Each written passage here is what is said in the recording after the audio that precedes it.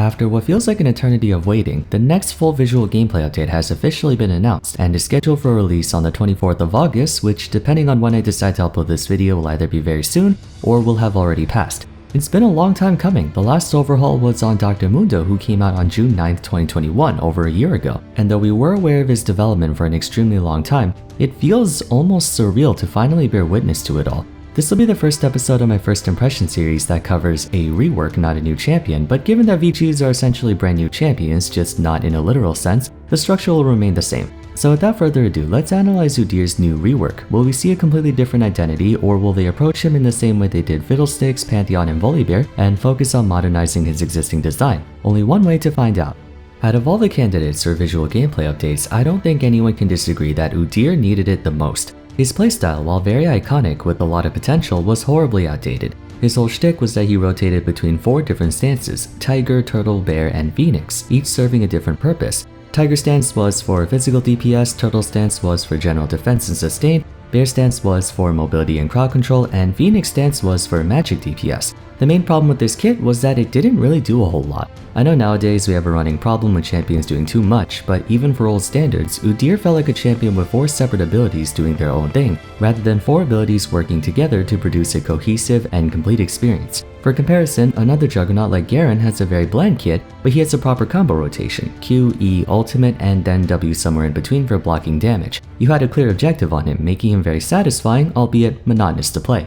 Udyr, on the other hand, was just a mess, the stat checker to end all stat checkers. There was nothing about him that gave off the fantasy of conducting the power of different animals to his advantage. Suffice to say, anything would have been better than what he currently had. The only thing that kept him remotely viable in the modern landscape was how overtuned his stats were.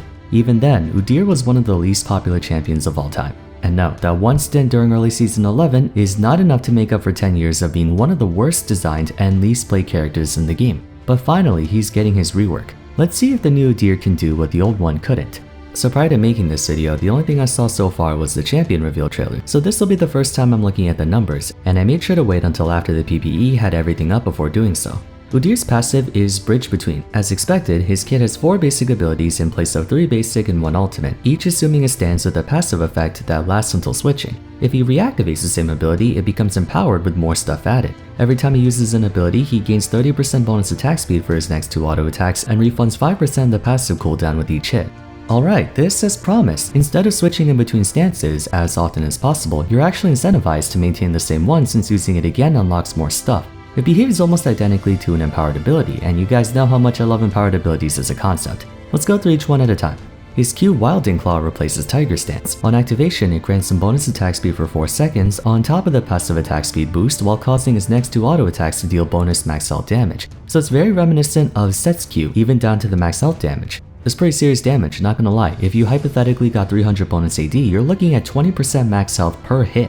As for the empowered version, he gains even more attack speed, and the same 2 autos, alongside the max health damage, deal bonus max health magic damage 6 times on up to 3 enemies beyond the first. And they can damage the same target multiple times, so if you're hitting just one person, that's all 6 lightning bolts of damage. At the moment, the numbers are showing 9 to 18% times 2. By the way, as usual, numbers may go up or down from testing to live servers, so if there's different stuff on screen, bear that in mind. Essentially, assuming that holds true for the rest of his abilities, Udyr's kit transitioned from persistent application to front-loaded application. There's that initial burst from his first 2 basic attacks, then upon recast you get another burst. In other words, when playing as or against Udyr, his pressure starts out very strong with a bit of downtime in between and then ramps up again after a short delay.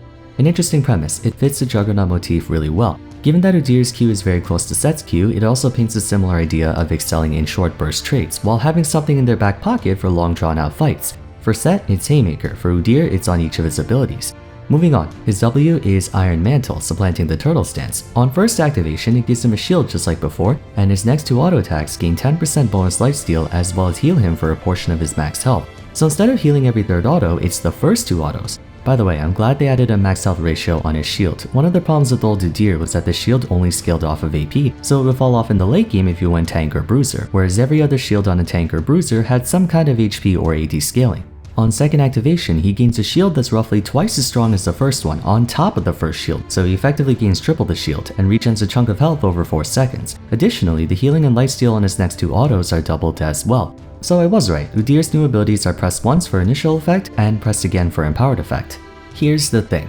It's definitely a more practical way to design a playstyle revolving around stances, but I feel like the way they're doing it is one-dimensional. This is just my opinion, but I was hoping the way they were gonna rework Udyr was give him some way to combine stances, like an avatar state kind of deal, where instead of just using Phoenix, Turtle, Bear, Tiger stance, as time progresses, they would coalesce into like a polymerization of everything, so you can gain access to the benefits of every stance at the same time.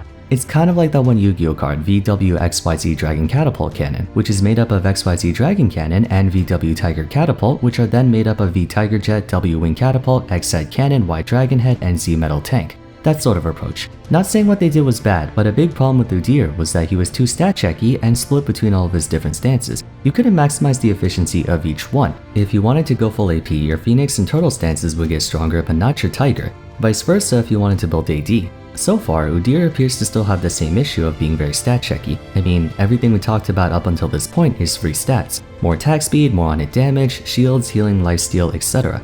I don't know, on one hand it's very loyal to his original design, on the other, stat checkers can be very fickle. But let's continue, we still have the rest of his kit to go over.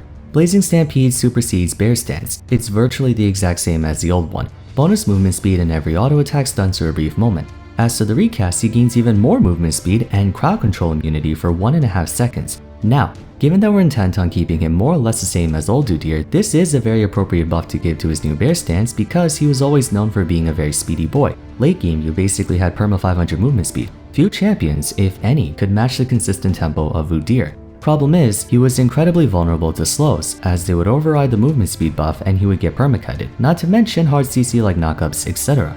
While I'm not a fan of the concept of being immune to all crowd control since that's one of League's core gameplay elements, in Udyr's case, he desperately needs it. Fortunately, it lasts only 1.5 seconds, so as long as you wait a tiny bit, then you can still use whatever disabling elements you want. Moreover, unlike Olaf, Blazing Stampede does not remove any pre-applied crowd control, so he can't use it to cleanse himself if he's already being CC'd.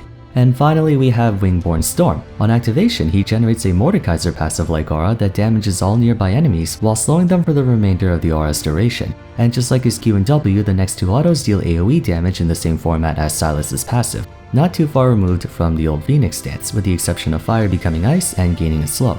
The aura damage is kind of insane though, 440 base plus 160% AP. Again, these numbers are all subject to change, but holy shit, that's damage. I understand you have to stay next to your target for 4 seconds to get all of it off, but I can imagine full AP Udyr being low-key busted, not gonna lie, especially considering he appears to scale better with ability power than attack damage. Anyways, when recast, on top of the base damage, it also does bonus max health damage and the slow is further amplified. Also, he can then launch the damage aura to follow a target enemy champion, kinda like Victor's Chaos Storm, which is really interesting. He basically has a neutral game now. If you play Udyr top, you can toss his aura against his opponent every 30 seconds or so. Suffice to say, we have a lot of max health damage in his kit, and not only max health damage, but hybrid damage, physical and magic from Wild and Claw, and magic from Wingborne Storm. It certainly adds more late game stability for Udyr. He would have an average early game, then a very strong mid game, but come late game, unless he was a full item ahead of everyone else, he was for all intents and purposes a weaker version of pretty much everyone. Underwhelming damage, mostly single target, and hardly any mobility or range to speak of. The max health damage ensures that Udyr's pressure can at least follow the enemy team's natural scaling, giving him the freedom to build tanky bruiser. Juggernauts is supposed to do that. From just reading his abilities and seeing them being used, despite still being stat checky in nature, it places a strong emphasis on fundamentals. Udyr's kit was and still is very straightforward in that you can't really mess up on him execution-wise. However, given that his abilities behave almost exactly like Renekton, Rengar, Rumble, Karma, etc., that means if you're only using his base repertoire, you'll be underperforming compared to the other 9 champions in that game. At first glance, it may seem like just the first activations are not half bad, but the base numbers are very low. Wild and Claw has no base damage, only percent damage. Iron Mantle's base shield is kinda trash. The only one that has a remotely strong base form is Wingborne Storm, but even that is just plain damage in a slow. You have to approach Udyr like a round of poker. Your starting hand is the first activation of the stance. Depending on the situation, do you call and continue playing with that hand by reactivating the stance for more power, or do you fold and switch to a different one? Because remember, you can only access the DLC version of a stance once every 50 to 20 seconds, and while every 2 autos refunds 10% of the cooldown, there will be downtime before you can use an empowered version again. Conceptually speaking, if I discard my previous expectations on what I wanted his rework to be, I love the premise. For old Udyr, there was really no practical reason to stay on the same stance for very long, as the passive every 3 auto attack stack would reset on cast. But now you're encouraged to pick one and stick to it, and in some instances you have to in order to gain the full scope of your pressure. But there's that opportunity cost. If you want the empowered version on, say, Blazing Stampede for a stronger engage, you'll be trading a lot of potential damage, a risk that you have to figure out if it's worth it or not. Are you doubling down on Wilding Claw or Wingborn Storm for extra power, or are you going to use Iron Mantle for protection? It's a question of what ability to use and when to use it. Mind you, the whole motif was present in Udyr's kit before, but it carries even more importance now. I'm not sure to what extent Udyr's empowered stances influences pressure though. The global cooldown begins at 50 seconds and goes down to 20. Obviously this means as time goes on you'll get more opportunities to recast. Even though the numbers look absolutely absurd, they're not as spammable as Renekton or Rengar's empowered abilities, so it's not the most unreasonable thing for Udyr's Q to do like 40% max health damage late game. Like I said before, the base effect on each stance is worse than other champions' abilities by a decent margin, unless we forget he doesn't have an ultimate. Though there is something that has me worried about his design. In light of every ability behaving mutually exclusive from one another, there's a decently high chance Udyr can turn into a balanced nightmare. He was always very flexible in terms of build options. You can go full AD Chainsaw Udyr with Tiger Stance, you could go full tank and be the most annoying stun bot in existence, or full AP if you wanted to melt down enemies with Phoenix. As a result, one path was often super broken and subsequently abused to all hell, resulting in nerfs to that side. But since Riot didn't want to gut the entire champion, they would usually reallocate a fragment of that lost power budget into something else, causing that stance to become overpowered and repeating the cycle all over again. It could be even worse for the new Udyr. We might run into a scenario where Wilding Claw's max health damage is way too strong, and right now that could very well be the case, so they'll nerf it. But if he starts underperforming, they're going to be hesitant in reinstating that damage, leading them to possibly buffing another stance like Wingborn Storm or Iron Mantle. Then that becomes OP, so they nerf that and go back to square one. This all hinges on whether or not Riot is adamant about keeping Udyr relevant in the meta going forward, and usually they are.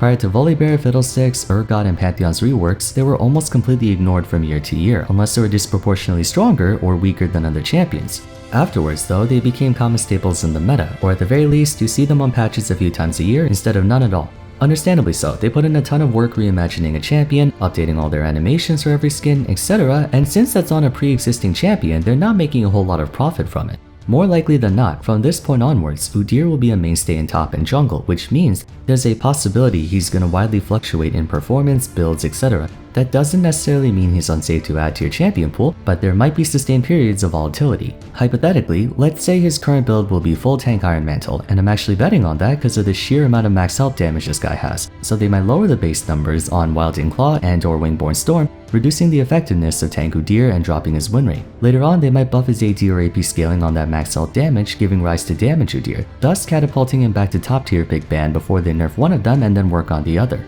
It's almost like whack-a-mole. You'll never be able to cover every single hole at the same time since Udyr's kit is designed around picking and choosing one or another. But again, this is all just speculation. All in all, I'm really excited for this rework. I'm a huge fan of Juggernauts, and even though it's not what I expected, it was a clever way to re-engineer his kit while preserving everything that defines Udyr. Anyone who's played him before will still be able to play him after and probably find great success. If anything, I think Udyr might be kind of overtuned, but numbers are easy to bring up or down.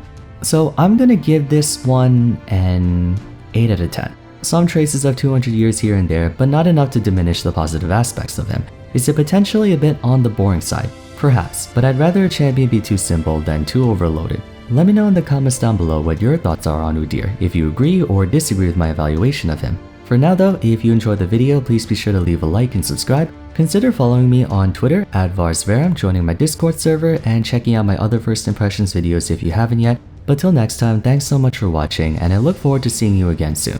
Take care.